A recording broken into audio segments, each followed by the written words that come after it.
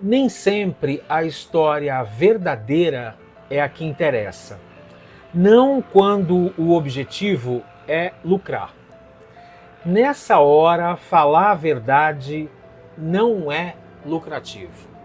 Dá-se então um jeito meio sórdido, até diga-se de passagem, de contar o que aconteceu pelo ponto de vista mais rentável, mais chamativo, mais escandaloso.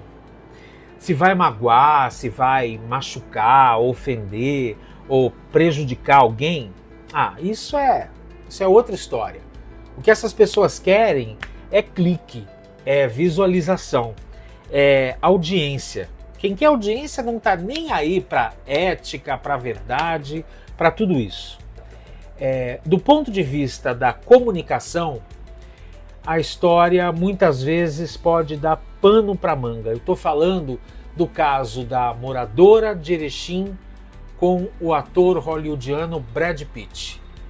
Essa história realmente pode dar pano para manga do ponto de vista da comunicação. Vamos falar sobre isso? Roda a vinheta.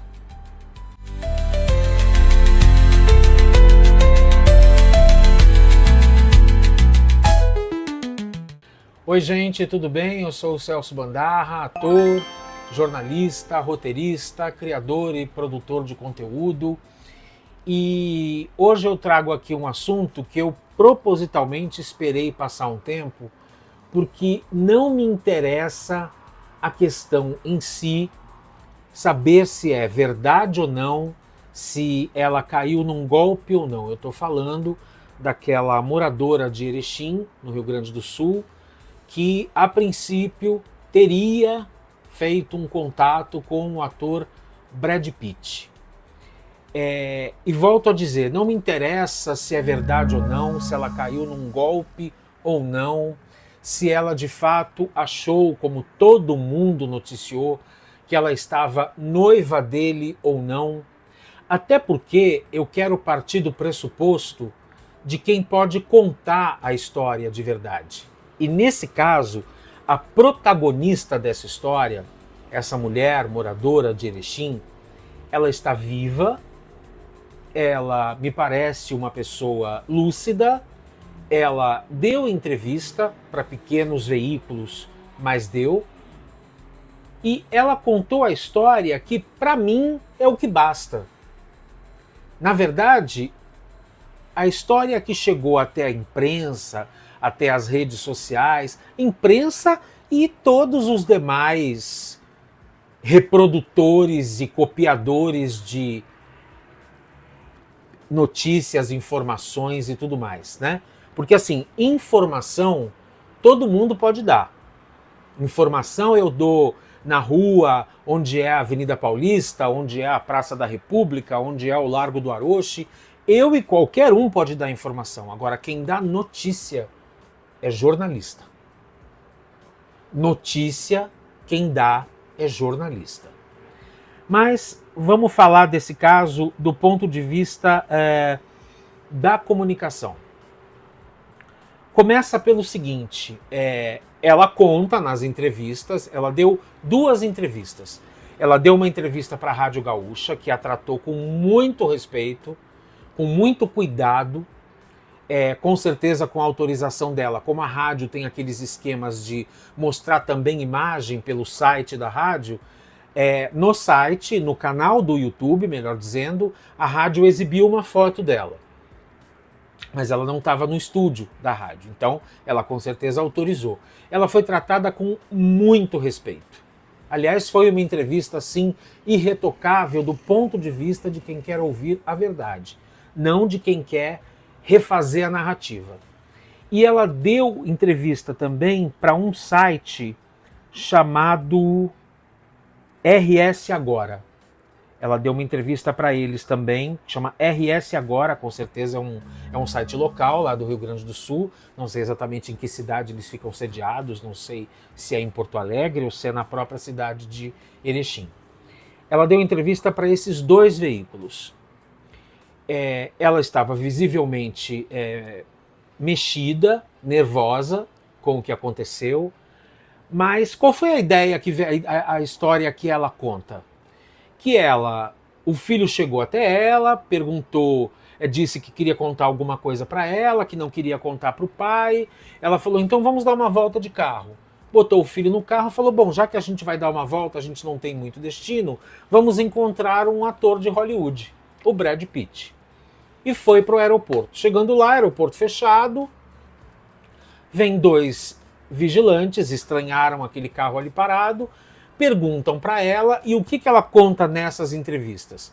Para não ser desmentida na frente do filho, ela manteve essa fantasia de que ela ia encontrar o Brad Pitt. E aí ela começa a dizer que eles conversam há 6 meses, que eles iriam ficar noivos, que ele viria para um hotel em Erechim e tudo mais. Os vigilantes acham a história muito esquisita, chamam a polícia, que ela chama de brigada. A polícia vem, pergunta mais algumas coisas para ela, e no momento em que a polícia está conversando com ela, um dos policiais conversa com ela dentro do carro, sem aparecer na imagem, com o filho do lado. O filho também não aparece. Um dos vigilantes do aeroporto grava essa conversa. E essa conversa foi colocada nas redes para o mundo. Isso causou um caos para essa mulher. Isso causou um inferno na vida dela. Porque começaram a dizer que ela de fato estava acreditando que ela estava noiva do Brad Pitt, que ela deve ter caído num golpe, que ela deve ter dado dinheiro para o golpista e tudo mais. O que ela conta? Que foi uma fantasia. Que ela é fã do Brad Pitt, mas que ela sabe que ele absolutamente não sabe da existência dela, né? Mas aí a história, assim, por que eu falo do ponto de vista da comunicação? Ela está viva. Ela contou a versão dela. Que direito as pessoas têm de distorcer essa história e dizer que ela foi vítima de um golpe? Mas até as pessoas podem dizer o que elas quiserem. O que me espanta é a postura da imprensa e de veículos grandes, ditos sérios, que deram a seguinte notícia. E aí tem uma série de manchetes que são muito maldosas pelo seguinte: ela é tratada como uma idosa e o Brad Pitt é tratado como um galã. Mas olha só que curioso, e olha só como começa a primeira camada que vem, a primeira pincelada é de machismo. Ela é tratada como uma idosa, em várias manchetes, ela está sendo tratada como uma idosa, e ele como galã. Ela tem 54 anos, ele tem 62 anos, o idoso é ele e não ela. Mas esse é um erro da forma como a notícia foi dada.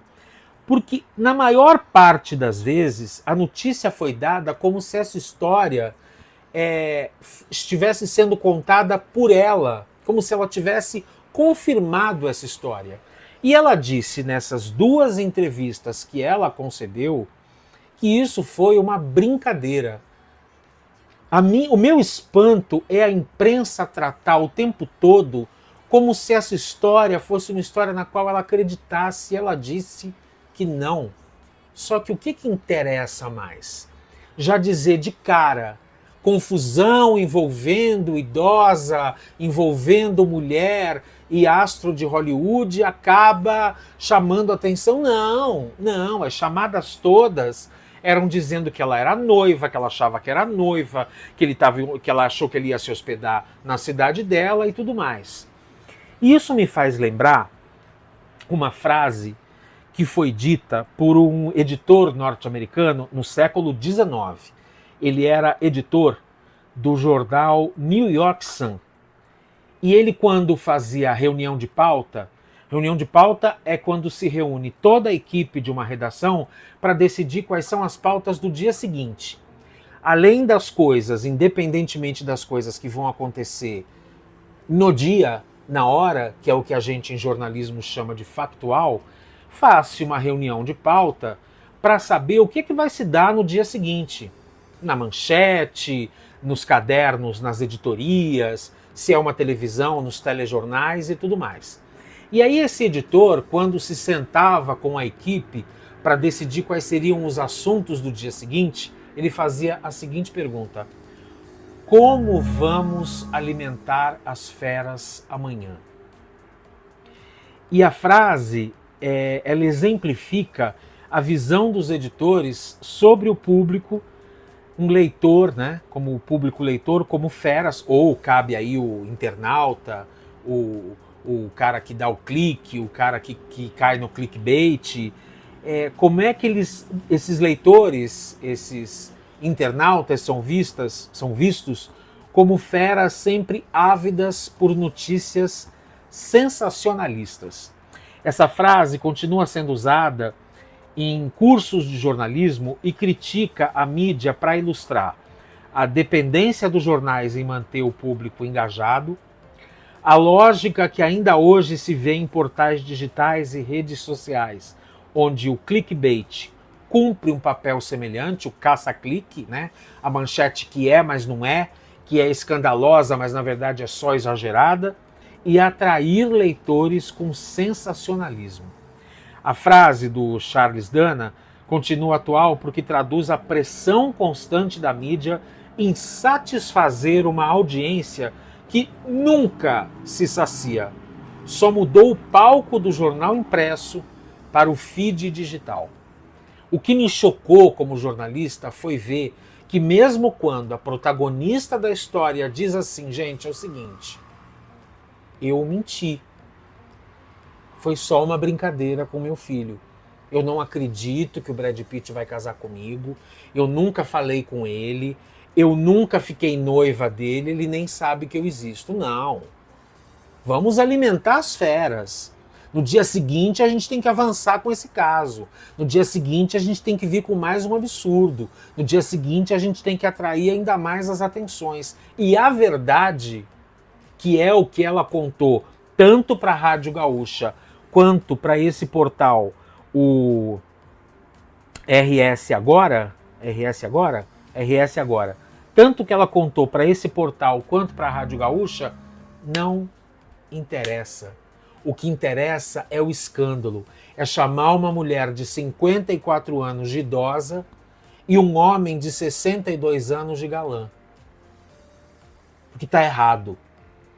Se a gente quer fazer jornalismo corretamente, essa informação está errada. Para o grande público pode parecer irrelevante, porque o grande público quer a chacota, quer o escândalo, quer a ridicularização. Isso porque não são eles que estão passando por isso, né? Porque as pessoas se dizem absolutamente isentas de qualquer possibilidade de fantasiar em alguma coisa. Na minha modesta opinião, o único erro dessa mulher foi ter mentido quando chegou à polícia. Que mentir para a polícia, a gente sabe, é muito complicado. Quando você mente para a polícia, você pode você pode entrar numa grande enrascada. Agora, fora isso, que direito as pessoas têm de julgar uma dinâmica que ela cria com o filho, lúdica, doida, maluca? Não me interessa. O que mais me chocou como comunicador foi a forma como a imprensa reescreveu essa narrativa rapidamente para vender pelo escândalo, pela chacota, pela ridicularização, para fazer graça com a chamada e para chamar uma mulher de 54 anos de idosa e um homem de 62 de galã. É machista, é antiético, é misógino, é sensacionalista e é carne com sangue para alimentar as feras amanhã.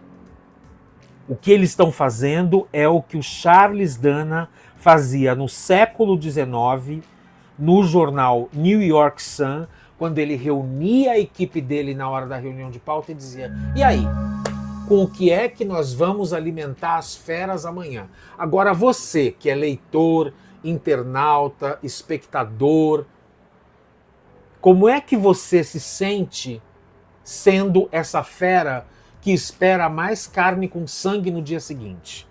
O que você acha?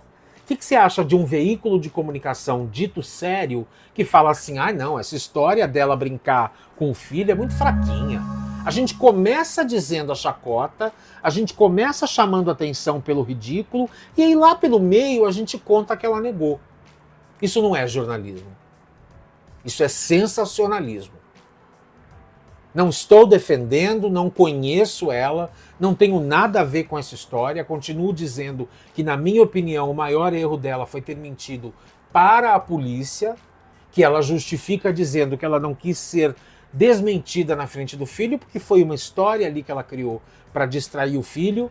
O que ela conta é que o filho queria contar alguma coisa para ela que estava afligindo ele, e ela tirou ele de casa para que ele fizesse isso de forma mais tranquila, só com ela.